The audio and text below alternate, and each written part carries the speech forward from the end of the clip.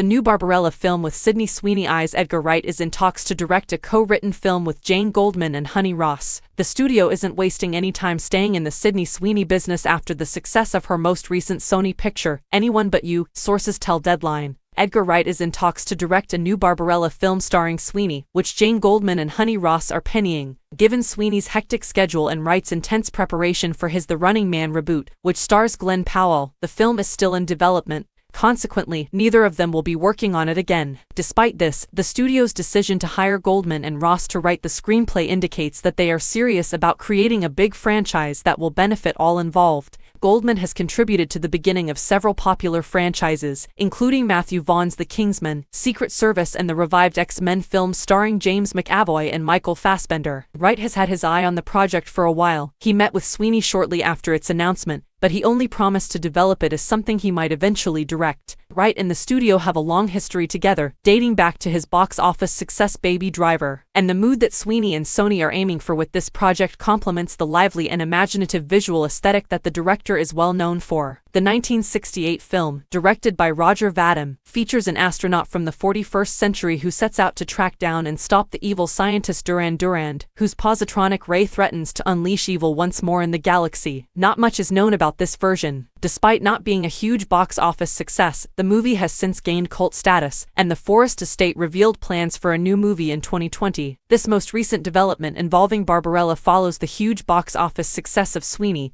and Glenn Powell's romantic comedy Anyone But You. Despite having a $30 million budget, the movie made $210 million at the box office worldwide. WME and Independent Talent Group represent Goldman, WME and 42MP represent Ross, CAA represents Wright, and Paradigm, Hansen, Jacobson, and Teller represent Sweeney.